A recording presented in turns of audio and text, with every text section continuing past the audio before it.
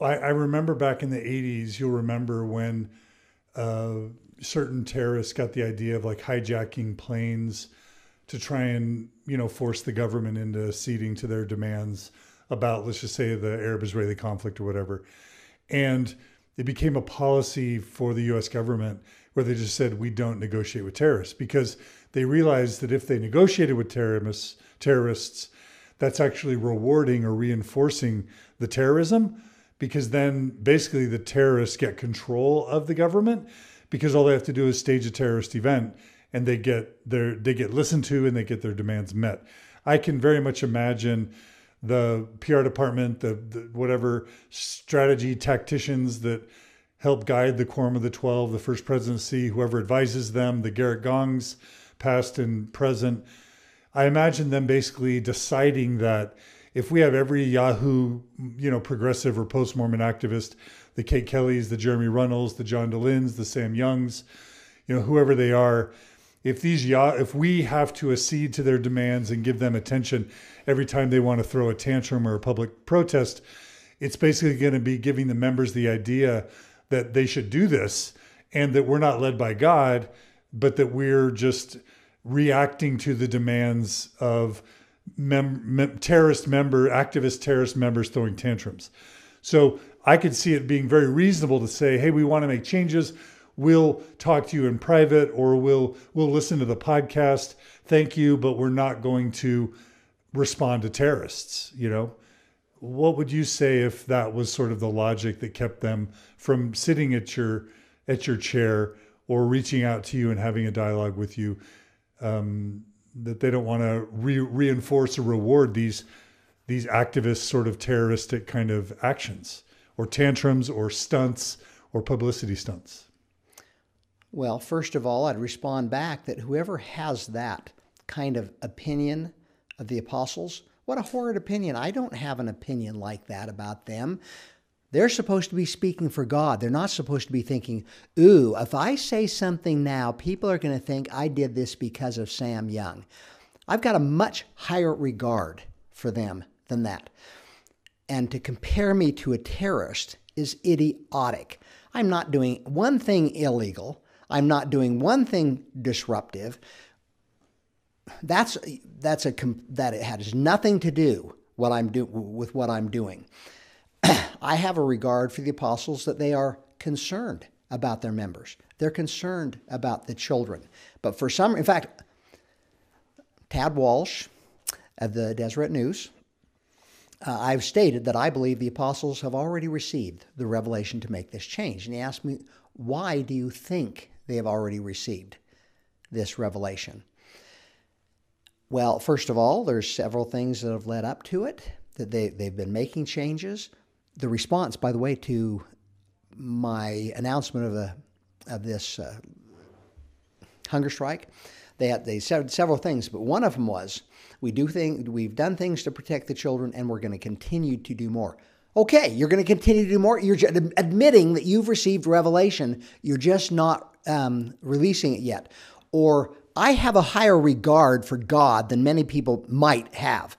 That God is concerned about protecting our children. He has left it up for us to make that to happen. But our God, what would our God be doing right now? He would be saying, protect the children. He'd be telling the prophet, here's what we need to do.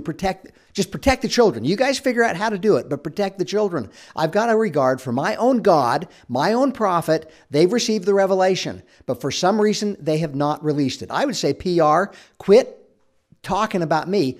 Go talk to the prophet. Tell him, look, our PR department, our legal department, we recognize now's the time to release it. We keep being told that changes are only made when you have a unanimous vote from the Quorum of the 12.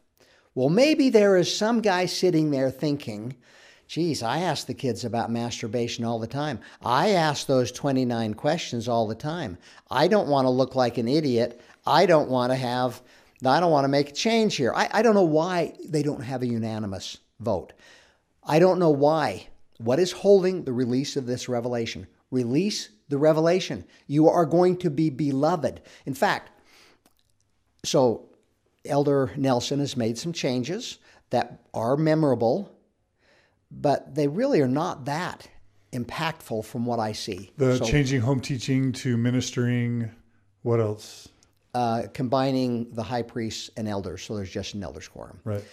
So, and frankly, I view that as part of the effort to protect our children, combining the high priests and the elders. And here's why.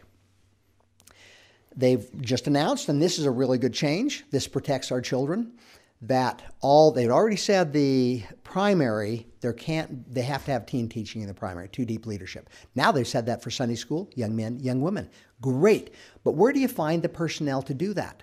When you combine the elders and high priests, you immediately free up for at least 4 men when you do that.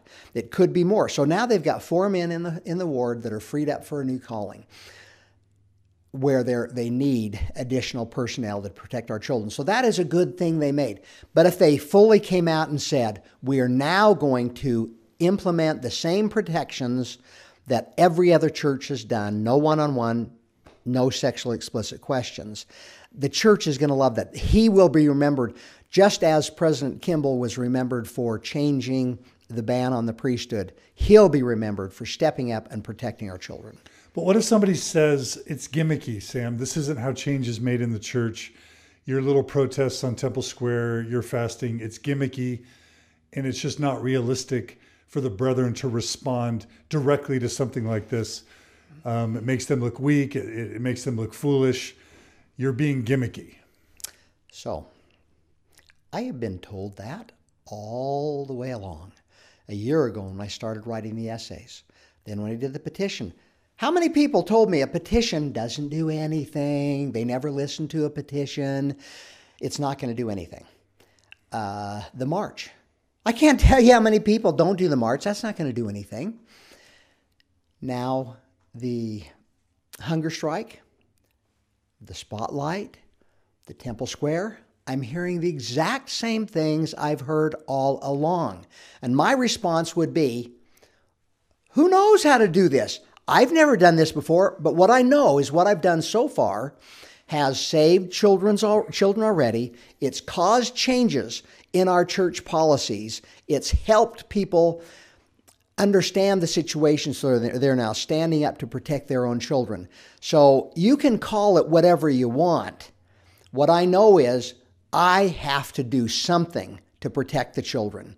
And it seems to be working so far. By the way, as you're aware, I announced in early July, a month ahead of the hunger strike, that I was going to be doing something that I thought was going to be substantial. But I didn't tell anybody what it was. I didn't tell anybody about the hunger strike for several reasons. One, so that I could back out at any time and not look like an idiot. But that wasn't the main reason. The 2 main reasons were, number one, I didn't want to have to spend a whole bunch of energy addressing people saying, Sam, don't do that. You're going to hurt yourself. We don't want to hurt you to hurt yourself. I didn't want to spend the energy defending that. Once I'd started it, I did hear that, but it's kind of too late to address that. The second thing, I didn't want to expend a whole bunch of energy addressing what you just asked. Sam, that's not going to accomplish anything. That's gimmicky. That's not something we do in our society today. That's not something Americans are familiar with. I didn't want to spend my time addressing this is a crappy way to get things to bring a spotlight. What I know, we have already brought a huge spotlight to this. We have had local press, national press, worldwide press, but even more important, it has been spread far and wide by people putting a spotlight on it. So call it gimmicky, call it stupid, call it won't get anything done. Look, I'm doing something. I was sick and tired a couple of years ago by reading all the stuff of all the complaints about things. I'm not really good at that, at just complaining. And I did my share of complaining. But at some point in time, I got to quit complaining. That doesn't feel good. I am going to go do something. You mentioned 3 things that would end the strike. What are those 3 things? Number 1 is if John Dehlin will do a second interview about my hunger strike. You didn't know that? No, you never said that. So here we're doing our first one. John, look at this. You have the power, not the apostle. Well, the apostles will have the real power to end it, but you got, no, that's. I'll do another one. I'll do another one. Yeah, okay. Well, then I'll have to end my hunger strike. No. We'll do Okay, here, let's schedule it 40 days from the day I started my strike. Okay. What were the 3 conditions that would make you end? Number 1, if the apostles announce the change. No one-on-one interviews. No Say it really clearly. Don't rush it. No one-on-one interviews. No sexually explicit questions ever. If they announce those 10 words, how simple is that? 10 words. They announce that, I'm going to start eating. Number 2, I've asked 10 bishops to step forward, 10 sitting bishops. I am a bishop. I've stepped forward, but I'm not a sitting bishop. 10 sitting bishops step forward and publicly announce that they support the changes and they have already implemented the changes in their ward. I know 14 bishops that are already in this situation. But the culture of fear, they can't step forward, and I totally understand they have too much to risk. You know 14 bishops that support what you're doing, but they don't feel like they can be public about it. Correct. Okay. They have to consider their marriage, their livelihood, their friendships, their whatever they have to risk, their status in the church. Would he be excommunicated if that happened?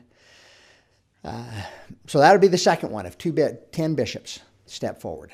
And the fail-safe is my wife. If she realizes that my health is not where it should be, I'll accede to her wishes and stop the hunger strike.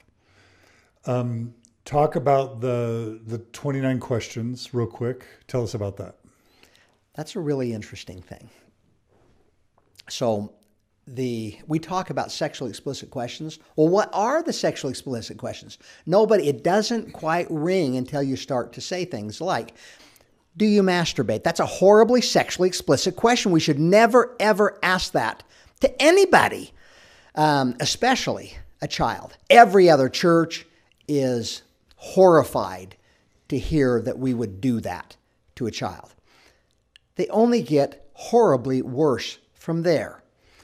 So I decided I was going to state 29 questions that come out of the stories. Not just once, but many times, many testimonials of these questions. I have 4 daughters that personally can testify of these horrendous questions being asked. They're not asked of everybody. Every bishop doesn't ask them, but they're not forbidden. The church does not put any restraint on these kind of questions being asked. So I put the 29 questions together. I published them in the social media. Pretty quickly, I got some pushback, wise pushback from members of the church and ex-Mormons that those questions are so egregious that members of the church are going to say, no way. It is going to turn off. I actually want to read a few of those questions. Is that okay? Sure. Do you know what a vagina is? What were you thinking of while you masturbated? So these are questions that people have reported to you that bishops or church leaders ask them in these one-on-one explicit interviews. Mm-hmm. Correct. Do you know what a vagina is? What were you thinking while you masturbated? When was the last time you watched pornography? What type of pornography do you watch? Do you masturbate while you watch pornography? Where and how did your boyfriend touch you? Were your nipples hard? Did you get wet? Where were his fingers? Where was your underwear? What color were your panties? Did you orgasm? Did you know that once boys reach a certain level of arousal, they have no choice but to keep going, but they can no longer stop their sexual advances? Have you ever put your penis in another boy's anus? And if so, did you like it? Did you engage in oral sex? Describe the sexual positions you engaged in. Did she orgasm? Did you ejaculate? How many times did he ejaculate? Where did he ejaculate? Did you engage in anal sex? Did the boy ejaculate in your mouth? This sounds like a porn movie. It is. This sounds like a straight out porn movie? Did you put your mouth in her vagina or use your fingers? Did he touch your breast? Did you touch his penis? Did he penetrate you? To a rape victim, did you like it? What did you do to egg him on? What were you wearing? Did you orgasm? Etc., etc., etc. So 29 questions, and this is pornography. It's pornography to our children in a power dynamic that they don't understand, but they feel. It puts so much shame just to ask the question. To answer the question even puts more shame that kids live with into their adulthood, that screws up their marital sexual relationships. Okay, so when I put those 29 questions out, I got pushback from people I really respect saying people aren't going to believe this. You're going to turn off members of the church. So that night, I pulled down every single post I'd made and stewed on it. Do I want to really publish these questions, getting that kind of pushback? Well, by the morning, I decided, no, I do not want to be dismissive of the stories of the people that have shared their stories. I would be disrespecting them to say, you know what, your story is so bad, I can't even tell it. The questions you were asked are so bad, I can't let people know. No, I am going to respect and validate these wonderful human beings that were harmed so egregiously by putting out in the open. And if members don't believe this, fine. Let's have the world see what's going on. And then I issued a challenge, called a press conference, had all the press there, and issued a challenge to the apostles in front of the world. I challenge you to condemn one of these questions, just one. I condemn every single one. None of those should be asked. Condemn one of them.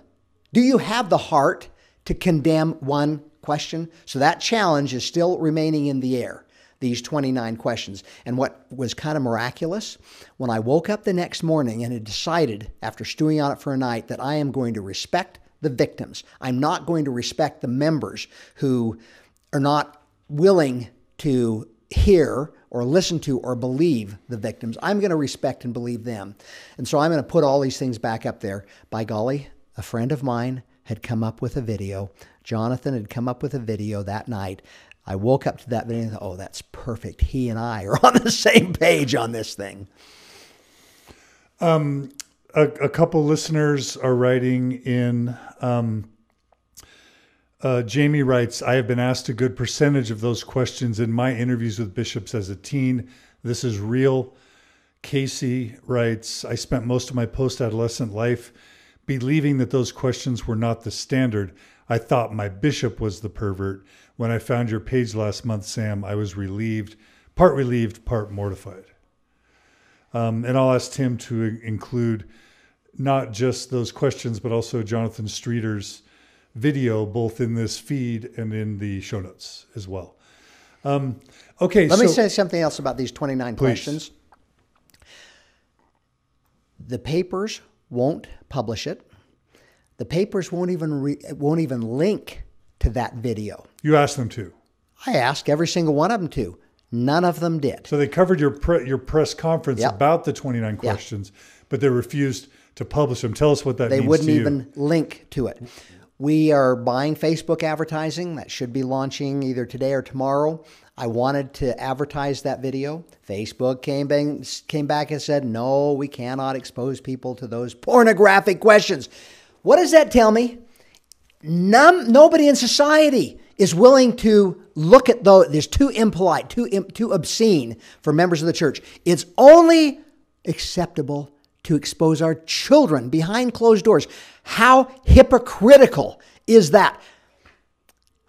So Jesus Christ, and I'm not Jesus Christ, but I'll follow his example on this. The church is hypocritical to say our children, we can expose them to all these questions, but we don't want any of these talked about in open, polite society. Society gets it. Our membership and our church does not. I challenge the church, I challenge the apostles, condemn one of those questions. I'm condemning all, condemn one. And do you really expect them to? It kind of seems like you're having a one-sided conversation where You're continually bringing them up. You're continually inviting them. You're continually having press releases that try to engage them, but they're not responding. So is it kind of just a way to get attention, or are you really expecting or hoping for a response? Well, you're right. It's a one-sided conversation with regards to the apostles, but is not a one-sided conversation with regards to thousands and tens of thousands of people. This is sparking communications. There are a lot of members that are pushing back. Well, hallelujah. They've heard about the cause. It's now being talked about. So it's sparking lots of conversations that I may or may not be involved in, although I am involved with conversations on the street. I'm involved with other conversations, but most of that is happening. The vast majority is happening outside of where I'm located, but it's being caused by raising questions, proposing this. Here's 29 questions. Take a look. Are you afraid to take a look at what we are doing to our children? Well, okay, I'm looking for those that are concerned about what we're doing for our children, and it's sparking conversations. Anything else, any other parts of this sort of action that have been announced or will be happening? How will this sort of end? What's next, or how will this end? So we have 3 more days of apostles being invited to come meet with real victims. Wouldn't it be cool if they showed up? Like, how classy would it be if, like, Christofferson warns the press, and then just one day he sits down in that chair across from Temple Square and has a heart-to-heart conversation with you, and all the freaking cameras are there, right? And he's willing to just be gracious and loving, but empathetic, but also explain.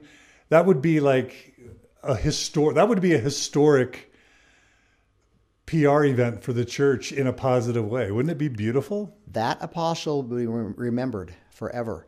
Talk about, so the ex-Mormons complain about all kinds of things. They would laud him for sitting down to validate all the victims that we have.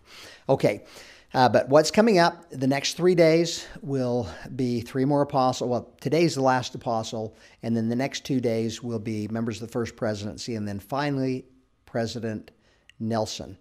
Now, I think we've got a shot at President Nelson.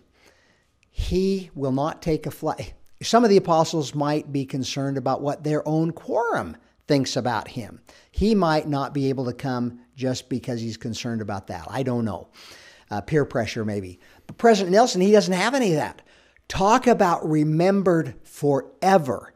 If President Nelson were to come Sunday, and we've changed the venue to accommodate many more people than on the streets in Salt Lake City.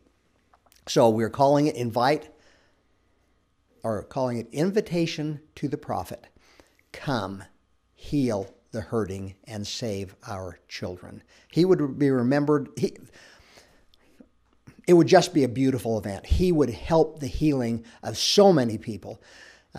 Tens of thousands, hundreds of thousands. I don't know how many there are out there that are still hurting from what happened to them when they were children.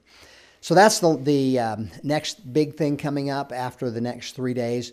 So this coming Sunday at noon, we will be holding this event, Invitation to a Prophet.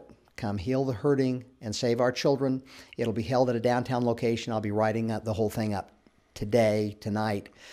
So listeners, if you're in Salt Lake or near it, come to that. Can they come to that event? Yes, absolutely. So would you like support? Absolutely. Okay. Now, where this is the first one that I feel a little concerned about the numbers of people coming. Like at the march, when 1,000 people came, we had plenty. There was plenty of room. It was just a marvelous event.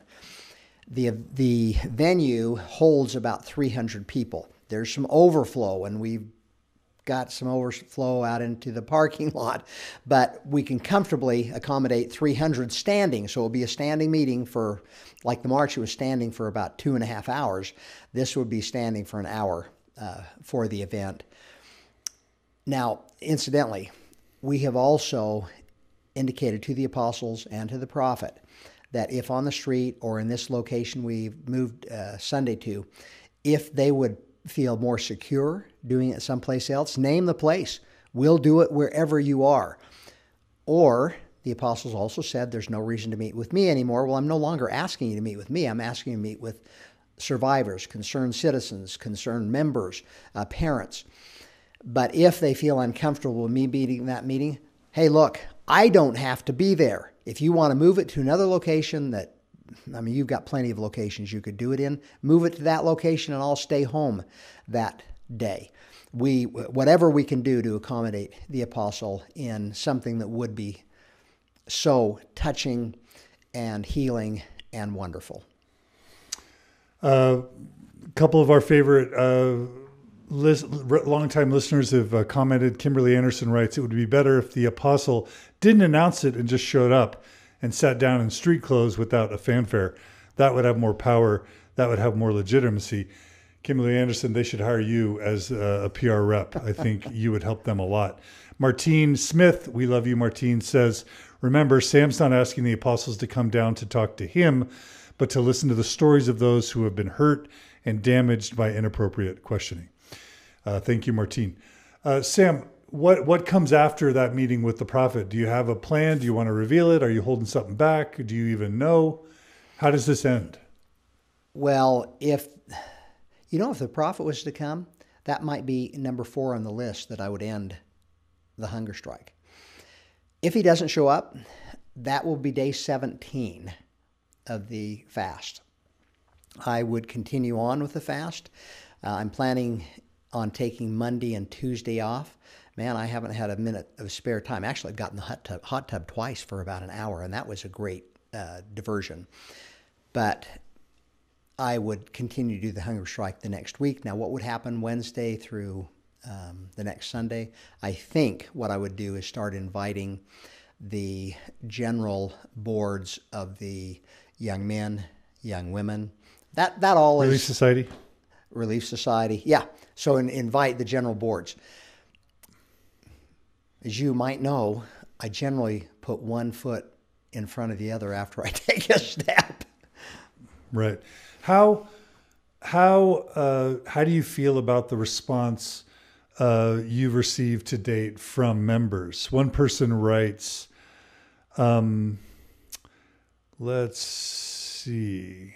I'm trying to find the comment that was posted to me. Basically, the sense, okay, here it is. Lauren writes, I'm a few years post-Mormon, so maybe I'm missing the nuance here, but I'm continually surprised by the lack of outrage outside of the Mormon, post-Mormon community, especially in light of the kind of outrage and scandal that emerged regarding the abuses in the Catholic Church. Any thoughts on why this problem hasn't been publicized, and I would add, supported by active members, devout members, by the media, to the same degree as the Catholic pedophilia scandals and other things? Where's the outrage? Are you encouraged, disappointed, or neutral about how the support you've received from Mormons?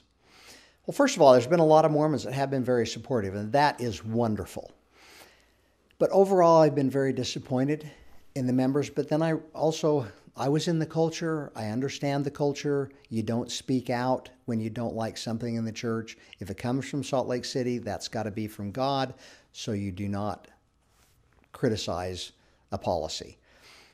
So I think that constrains most members. They've been lulled into a false sense of security. I was lulled into a false sense of security. I never was concerned about my kids going to these interviews. Most of them, I had no idea they were going on. So let me just say, that has been a gigantic disappointment, that people will not, even when children's health is involved, they choose to turn a blind eye. That is the biggest disappointment I've had. Danny Hunt writes, I fully support this cause. Do you worry, Sam, that the general authorities will hesitate to make the necessary changes because they believe it would make them look weak? Okay. So I wrote a blog about this not too long ago. Arrogant, something, and infantile. I can't remember the middle word. That I have, a greater respect for them. To look at a man and say, I am not going to do it because it's going to make me look weak. Because Sam spoke out about it. I would look and say, you're an infant. That's an infantile response or an arrogant response. I don't view them as arrogant and infantile. I view them as men, just like you and me, that have a responsibility. They will not look weak to do the right thing. Who in the world does the right thing and everybody said, oh man, that guy was weak. He did the right thing. No, somebody does the right thing. They are courageous. They're strong to be willing to say, you know what, this is wrong, we're going to change it. Bruce R. McConkie, when the black thing, when the ban was released, and he got up and said, forget everything I said in the past, it's a new day. Okay, well, that was kind of cool. He didn't outright say, I was wrong for decades. He said, okay, you got to forget everything I said. That was his way of saying, man, I was wrong. So they don't need to say they're wrong.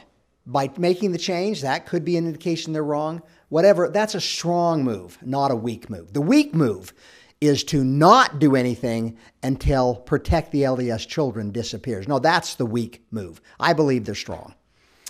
Our own Tim Corey, podcast producer, writes, the church's response to Sam at the beginning of this hunger strike was put up on their newsroom website, but the post was omitted from the newsroom front page. It is buried under the other news type section. Not an upfront response for the membership, but an attempt to respond without members seeing it. We've also seen things like this with the essays, how they change release the gospel topic essays, but they don't put it on the front page. They don't talk about it in general conference. They don't advertise it. They want it to be there kind of hidden so that they can have plausible deniability and say we've responded, so they can point people to it in emergencies, but they don't want the general membership to know about this stuff. What do you have to say about Tim's commentary? Well, that's a PR move, okay? I do not like having to go through PR, and you have to.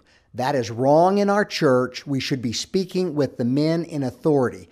They need to be the ones not protected from the general population by the PR folks.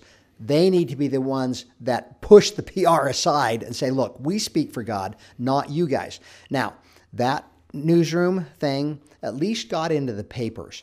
So anybody that is reading the media attention to this, that did get in. And there are several things I don't like about it. I think it really has a bunch of fluff and kind of hides the situation. But the big thing, my takeaway is, we are going to be doing more to protect our children. We're going to be doing more.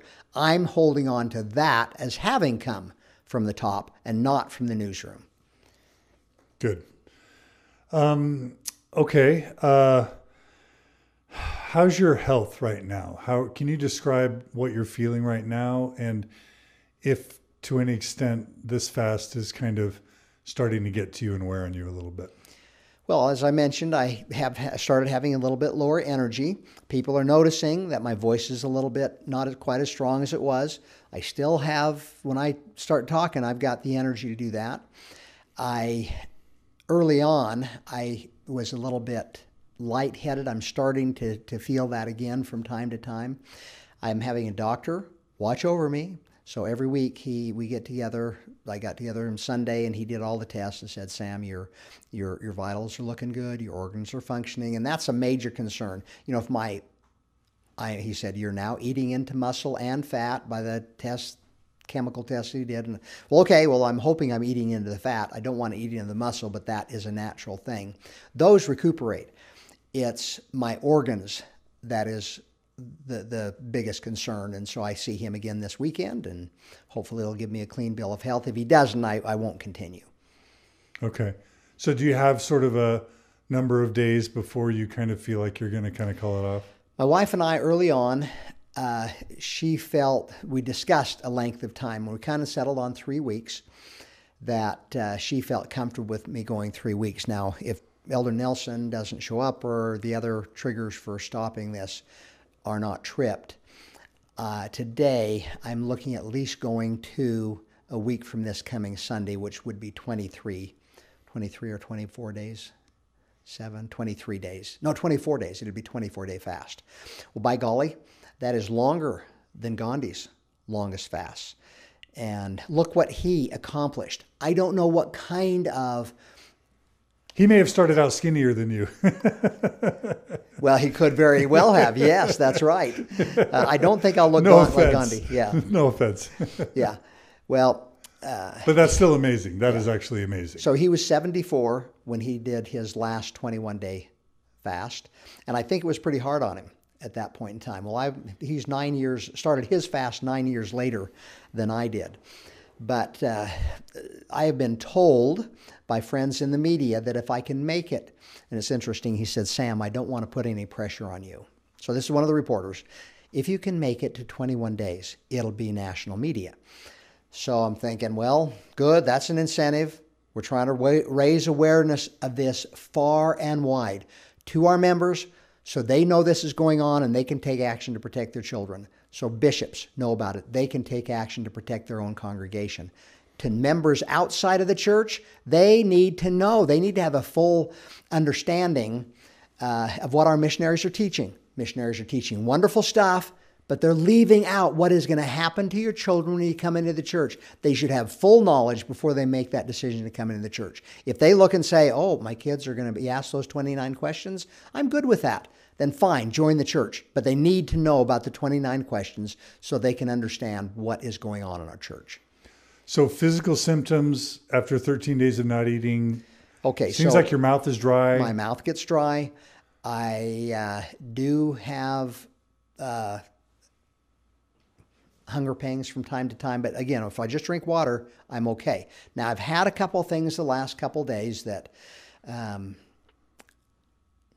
I'm just going to say it right now. I haven't said it told my wife yet. I've had it twice now where I had a stomach ache, and I can't put it, it wasn't nausea, it was just a dull stomach ache. In fact, one morning I'm thinking, man, is this going to be the day I'm not going to show up because of these, maybe a stomach cramp or something in my stomach or bowels, that if this gets worse, I'm hoping it's going to go away. And it did. It went away in a decent amount of time. So I'm starting to get some cramps in my calves.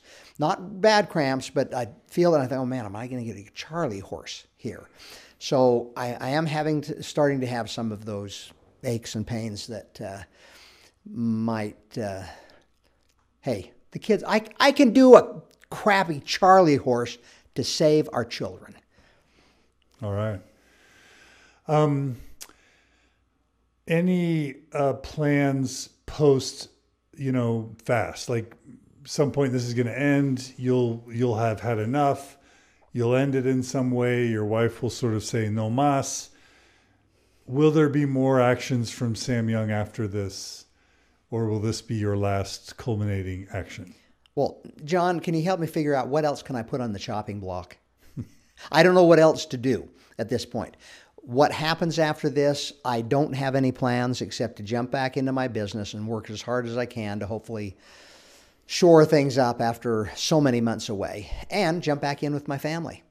So I don't really have any plans going forward. Of course, every step of the way, I had no plans after this action, no plans after that action, and then something happened. Because you kind of have to make it more dramatic each time or people just start to lose interest. So Yeah. you're ratcheting up the intensity. Yeah. I'm imagining if you did something next, it would have to be even more intense. So my brother, he spent a lot of time in Thailand, and he said, so Sam, I'm very familiar with these fasts. And what the priests over in Thailand do, they protest, they go on a hunger strike, and then they pour gasoline on themselves and burn themselves up. You're not going to do that, are you? No, I'm not going to do that. That is completely ruled out. Even my wife thinks that's a bad idea. But are you open to more actions? I'm open. Yeah. Okay. So you may do more. I don't have anything I'm thinking of right now except one thing, or something else that happens when you're like this. Water goes through you, John. Okay. You gotta go to the bathroom. Yes. Sam is trying to tell me that he needs to go to the bathroom. Okay. Well, we've really appreciated so many good comments coming in from our listeners. Jody from Canada writes, you are amazing. Sending lots of love and support from Canada. Toddy writes, do we need to start teaching in the youth programs how to protect yourself against grooming and to feel comfortable saying no to a church leader? No one ever told me that I didn't have to answer those questions. That's a good comment from Toddy. Curtis asks rhetorically, does Jesus have a PR practitioner? Does Jesus have PR? Joey is recommending that we all share Jonathan Streeter's video on Twitter and Facebook. And yes, Tim has shared the link to Jonathan Streeter's video. We'll share it in the show notes. The extent to which people can share what you're doing would be helpful.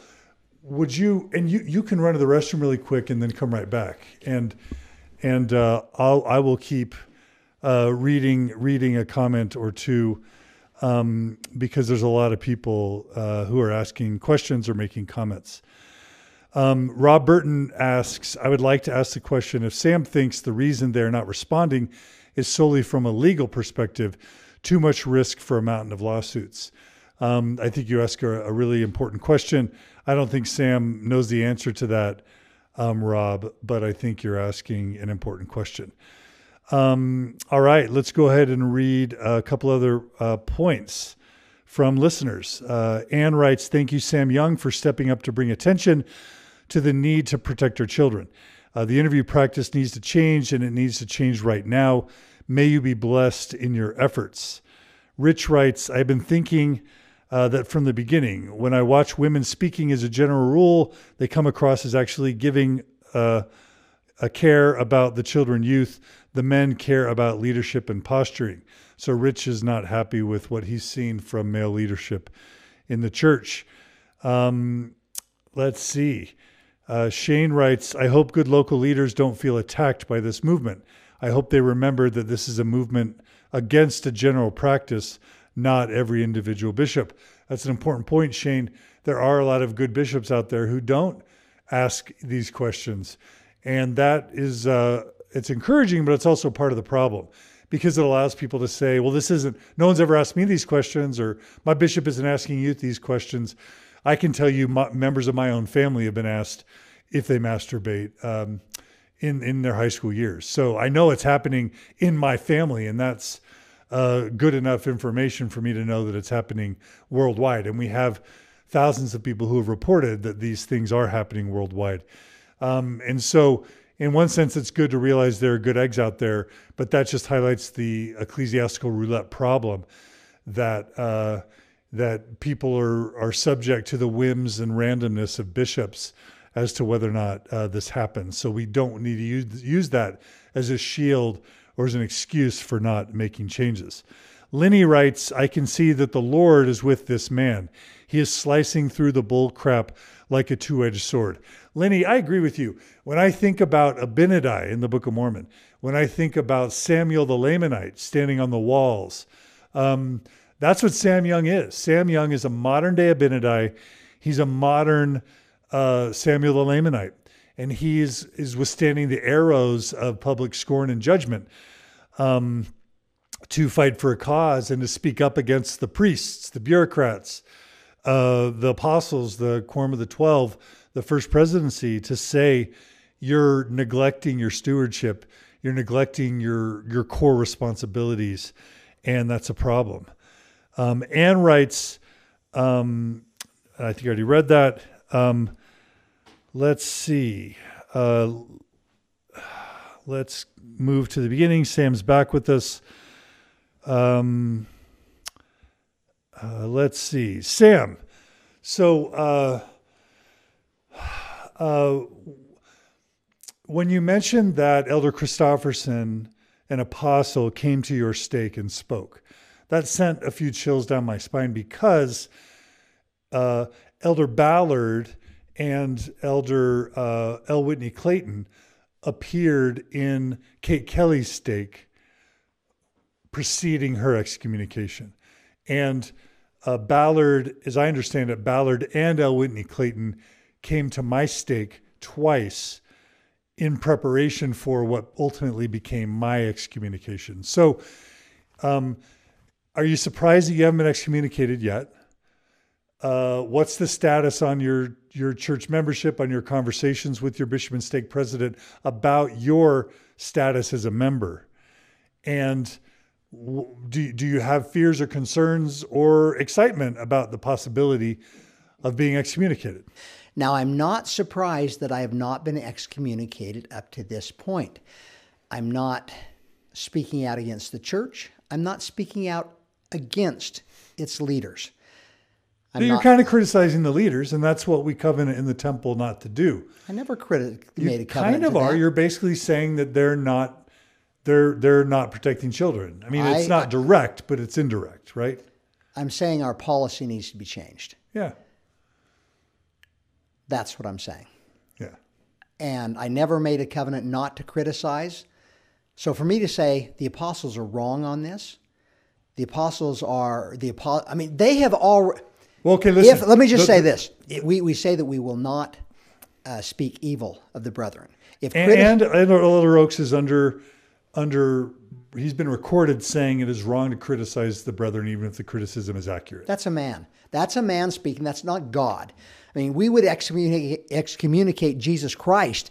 How critical was he? He was calling them hypocrites. Well, Jesus Christ was the one that openly criticized his leaders. Now, they did take action. They killed him.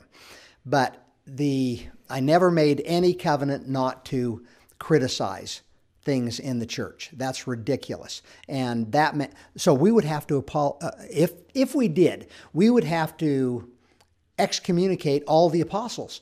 All the apostles have said we condemn what all the previous prophets and apostles did with regards to racism, their policies, their statements, their teachings, the doctrine. They have condemned all that stuff. Well, now if you can condemn what somebody has done and not be excommunicated, they all did that. That's a great example. I could be sitting here saying, I condemn what they're doing to our children.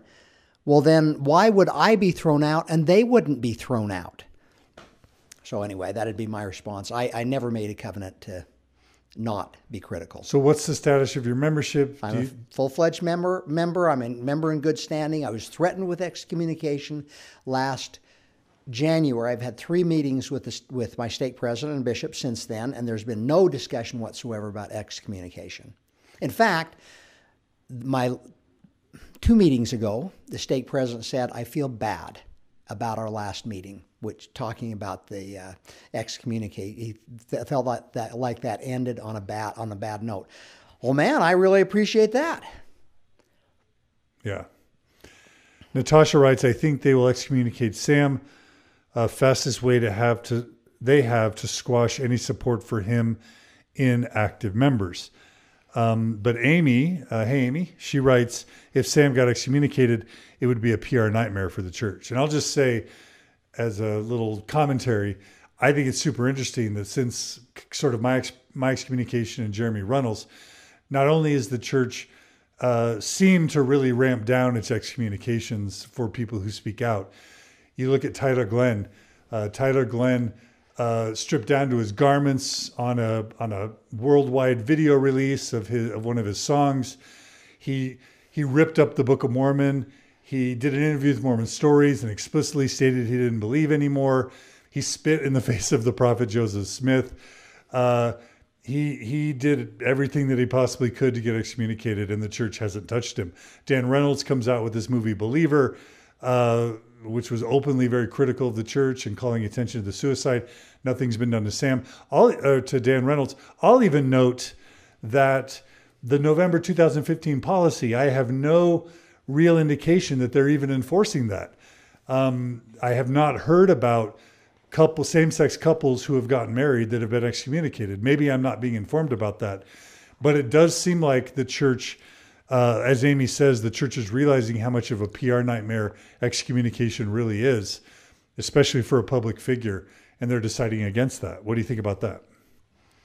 Well, that would be wonderful if that's the case. They're backing off against excommunication. I hope they're backing off that in all kinds of other different cases. It's just it harms people to do that. And you drive them out of the church and they're gone. Right.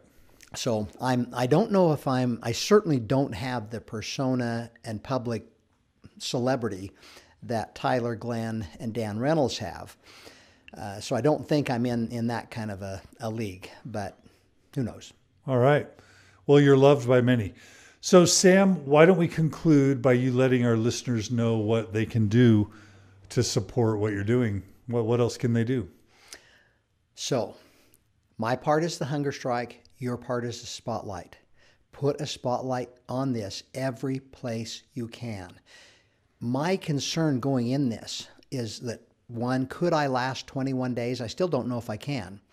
But the bigger concern was, could our supporters of Protect the Children last those 21 days? Keep going. If anything, ramp it up. Start conversations. Share everything you can on social media. Write your own stuff for social media. Talk to your friends and neighbors. Now, for some people, all of those things may not be possible because it's not safe to do that. But everybody can talk to people who are not members of the church, and that is just as important. I don't know what's going to spark the change. It may very well come from outside of the church as the church realizes that their missionaries are starting to bump into informed investigators, that the investigators know of what we're doing to our children. That's a really important thing. So share everywhere you can, members, and especially the non-members, because everybody can do that. And find creative things to do. You think about how it can be done. Are you a member of a group that you could share something like this in that has 1,000 members? I had somebody stop by the other day and says, I've got a group that has 17,000 members in. I moderate it, it's my group, and I'm going to put this on there. Great. I had another guy that's not a member of the church, a motorcycle Hells Angel kind of guy. In fact, he said their group started Hells Angels. And he said, when I described the thing, he said, we are all about veterans and children. You send me the information, and it's millions that are in this group. Well, fine. However you can share it, share it. Excellent. So that's what people can do. Anything else? There's other people fasting with you. Is that right? There are. Yep. Got at least 2. Tom Hawes and darn, I've forgotten. And LJ is the other one. And there are a few others that don't want to have their name public. Shout out to Tom in Arizona. He's a longtime listener. Yes. Yeah. Go, Tom. So Tom is in communication with me 11, almost 12 daily. days in, right? Uh-huh. Yeah. And he's had a few more problems than I have, but he pushed through them. And actually And the other is LJ. All right. Well, Sam Young, we love you. We respect you. I did not read all the people commenting, saying how much they love and respect you, because it would have taken up about a half an hour. But if anyone wants to go to the comments on the live Facebook stream, you'll just see every other comment of people saying, Sam, you're a hero. Sam, you're a modern day positive thing, whatever it is. So I do want to respond to that. Okay. People are calling me a hero. I'm just a normal, average-sized guy like you. Everybody can be a hero in this cause. Be a hero. Do something that raises the awareness. We've got 3 weeks here. 3 weeks that will never come again when all of us can band together and be heroes for our children. So don't call me a hero. You be the hero. I love it. Curtis writes, God be with you, Sam, until I see you tonight at 7. It's 6:45, isn't it? Well, we start a few minutes before 7 o'clock. Okay. Yeah, but so officially it's 7 on. So if somebody wants to come to South Temple and Temple Square, right across the street, right in front of City Creek Mall, which is fun.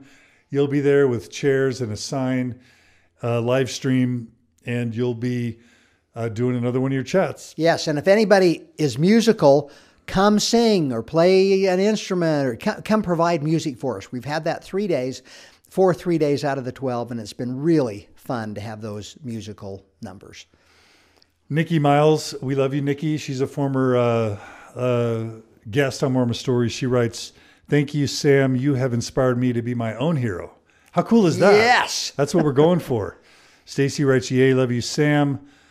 Can I say something about that? We had A couple come down with their 3 kids, and she said, this is what she said, I wanted my kids to meet a real hero that's just a normal guy. I want them to know what is inside of them, that they, just them, can make a real difference in life. So, yeah, we've got it. Thank you very much for that comment. That's a great comment. Yeah, and you're super loved. Kara writes, way to go, Sam. I'm so proud of you for your bravery.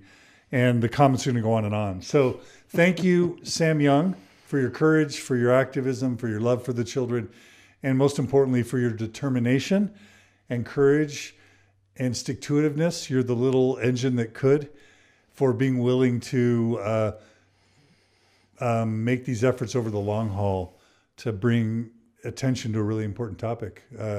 You honor Mormon Stories by coming on the show. Thank you.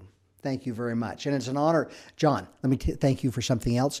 As I've gone through for the last couple of years and seen so many people and heard so many comments, you have saved many lives. You are doing a very important work. So thank you for that outside of Protect the Children. Thank you, Sam. Bless you and stay healthy. And we'll keep supporting you. And if you do want to come back on, next week or later on, of course, we'll do another interview. I don't want to come back on because that ends my fast. Okay. Well, when you end your fast, maybe we'll be a part of that, if you'd like. Super. That'd be great. Okay. So a huge shout out to all our listeners for joining us today. We had a really strong group. Kayla writes, as a mother of 3 young boys, thank you for helping save our children. I'm beyond grateful. So many other comments as well. Thank you for joining us. Please spread the word. Thanks to everyone who's been showing up for Sam and supporting him. Lots of things you can do.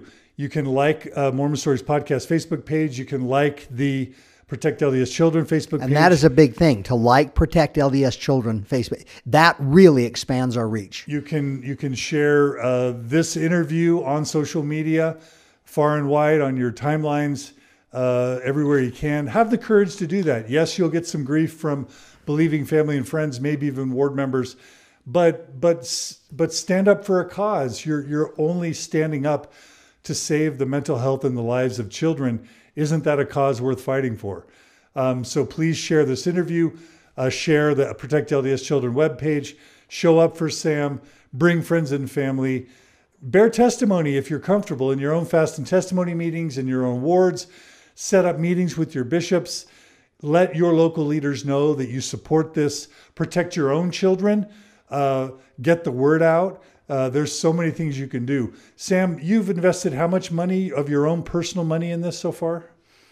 Well, we spent, and I don't know how much it is now, but when I came, we'd spent about $150,000. We spent several $1,000s since I've been here, and probably another $15,000 ahead of us with the social advertising that we're going to be doing and with this thing coming up Sunday, and who knows what else.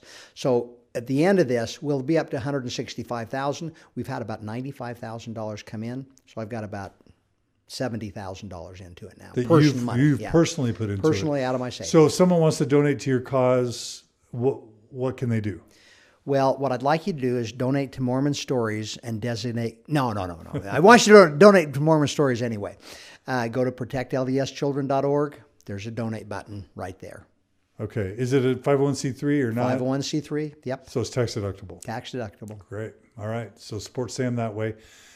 And let's keep this going. And if this isn't a cause for you for some reason, find your own cause. Be a Sam Young in your own way. Pick a way that you can alleviate suffering, help someone in need, alleviate pain, bring mental health to people. I'm just so in awe of people like Dan Reynolds, Tyler Glenn, Sam Young. The list can go on and on. Jeremy Reynolds, the Mormon Thing people, Ryan McKnight. There are just so many people who stand up and do good and face those slings and arrows to help improve the church. And really, at the end of the day, that's what we're doing. Some of us aren't believers. Some of us aren't active. Some of us aren't members anymore. But the net effect of what we're doing is improving the church for the lives of its members. And that's what we're doing. We're not tearing down the church. We are building up the church. We are strength. I told you that in the jacuzzi. I don't know if you remember. But the net of effect of what we're doing is strengthening the church, which is kind of ironic. Yeah. Right? Yep. Well, yeah, absolutely. Yeah. So thanks to everyone who supports Mormon Stories podcast to make it happen. We love your support. If you appreciate our support of programming like this, of other initiatives, you can go to mormonstories.org, click on the donate button, 10, 50, $100 a month, whatever you can afford.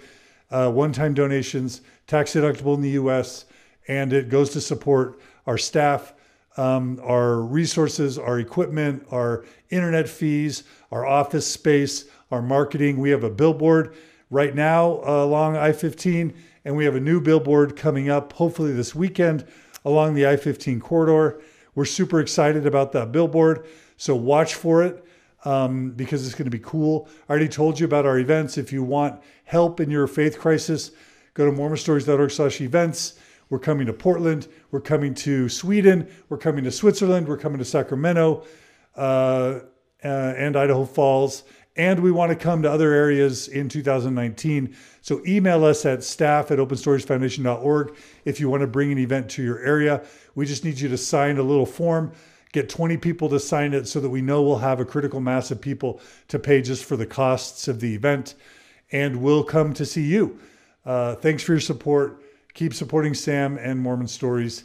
And check us out again soon on Mormon Stories for more interviews. Sam, do you have some final say? I just want to say, for all those that have donated, because I don't really say this as much as I should, I really appreciate it. It has been a big thing to help move things forward. I've always been in the thing, I'm going to spend what I need to, and if people want to help, great, but I'm going forward no matter what. So I appreciate people. Thank you to everybody that's donated. Thank you so much. It has been a big help to move our cause forward.